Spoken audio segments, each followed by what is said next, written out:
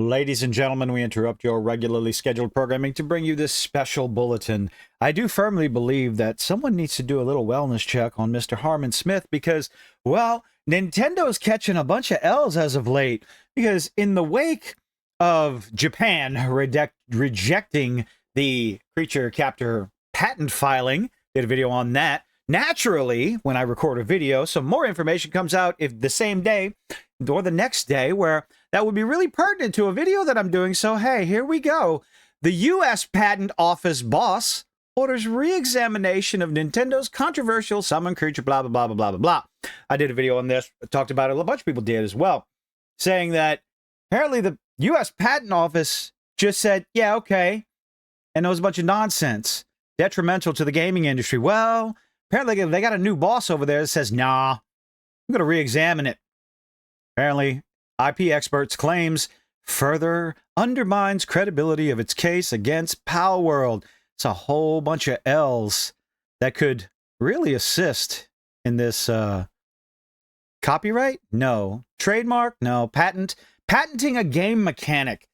That just, Director of the U.S. Patent and Trademark Office has ordered a re-examination of Nintendo's. I'm so not used to this. I haven't read articles in a while. Repeating the title of your article. We're still doing that. Okay. September, IP lawyers criticized the U.S. patent system and the USPTO. U.S. patent term, what? USPTO. I can never remember what the hell that means. U.S. Patent and Trademark Office. USPTO. There we go. Educating myself here. GameSpray reported the patent, dub 397, was granted by the USPTO, quote, without any objection. They didn't even look at it. They didn't even check, did no research whatsoever, because, yeah, whatever. It's just a video game, right? I can see that happening. This idea of just seeing video games as a lesser form of entertainment, lesser form of art, media, and whatever. That's a view that needs to die. It needs to go away, buried in the backyard, and leave it there to rot. Well, the patent sums up how Pokemon games work in that you summon Pokemon to battle other Pokemon in the hopes of adding them to your collection. There are countless other games that use similar mechanics, which is why trying to patent a mechanic is nonsense and, again, like I said, detrimental to the industry as a whole. Persona, Digimon, and apparently Elden Ring was able to do this? Huh? I played Elden Ring. I don't remember that part.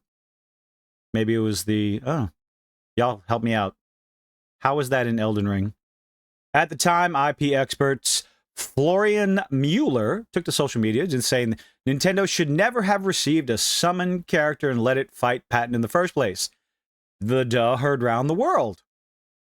Claims are in no way allowable. What? While the video game patent lawyer Kirk Sigmund told PC Gamer, quote, these claims were in no way allowable. Well, that's because the U.S. Patent Office is a bunch of lazy twats that just don't know how to do their job. Now, GamesFree has reported that for some reason we're going to Donald Trump nominee, who gives a toss. Why are we putting that in the article? Who cares? John A. Squires, who has only become the director since September, again, relevance, has personally ordered the re-examination after he, quote, determined that substantial new questions of patentability have arisen. You mean someone went and checked it out and said maybe this shouldn't be allowed? I find that rather, interesting is not the word. Promising.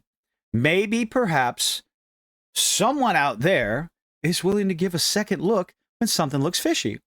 Squire's description of the claims in question. Here's the quote. The 397 patent issued with claims drawn to controlling the movement of a player character in a field of a virtual space, causing this is a lot of words.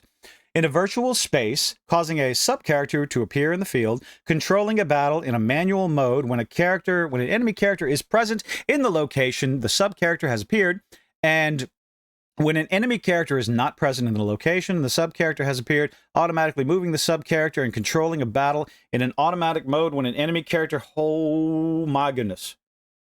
Claims in question. That is a lot of word salad that... I'll leave that on the screen for a little bit for you to read for yourself, because I did a wonderful job Let's see. In his orders, pointed to two other older U.S. patents, one filed by Konami in 2002, another by Nintendo itself in 2019, as, quote, prior art references. Both, Squire said, would be important in decide whether the claims are patentable. Well, they shouldn't be. Raises a substantial new questions of patentability. This is a whole bunch of legal word salad. The point of the whole thing is that someone pulled their head out of their ass and decided, hey, let's reevaluate this. Let's take a better look at this to maybe see, instead of just sweeping it under the, not necessarily sweeping it under the rug, just sweeping it on through, passing it on without even taking a look at it. Nintendo needs to lose this. If they win, it is detrimental to the industry.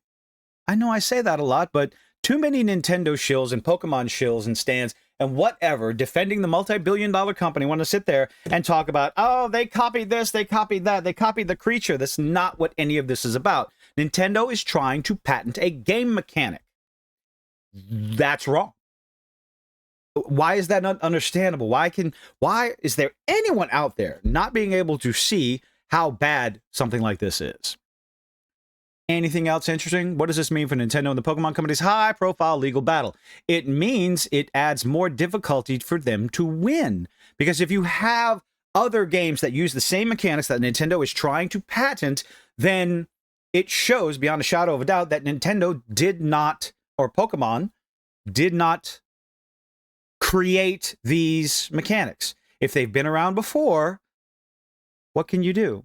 I think my understanding, correct me if I'm wrong, is patents are able to be, I guess, pushed through in trademarks as well if you can prove that you were the first to use them. That's why patents 10 years, 5 or 10 years after the fact are allowed to go through. Again, this is my minuscule knowledge of patents and trademarks and whatnot. Again, correct me in the comments. I love to learn. If you can prove that you've been using them long before another company, you're able to successfully patent or trademark a design, I guess a mechanic, or whatever. First in, proof of first on the market. But in the long term, there's some other concerns with this lovely little litigation that apparently there's some Japanese attorneys that think maybe Nintendo may not be able to recoup legal expenses in the Palworld lawsuit. Palworld Pocket Pair made a metric ton of money with Lord knows how many sales. I think it's what, with 2 million concurrent players on Steam alone, heaven knows how many across platforms.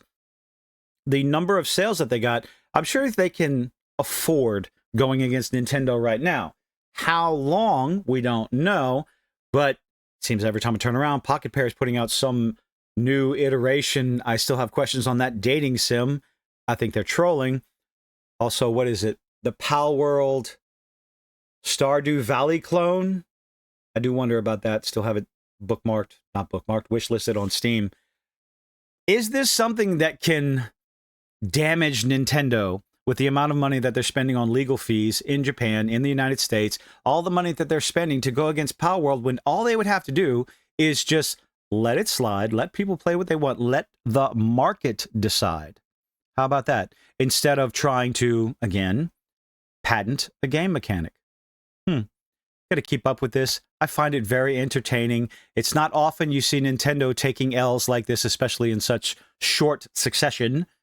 So we'll see where this goes. Let me know what you think in the comment section down below. Leave a like, leave a dislike, do all those nifty little things that YouTubers beg you to do. And I hope to see you on the next one.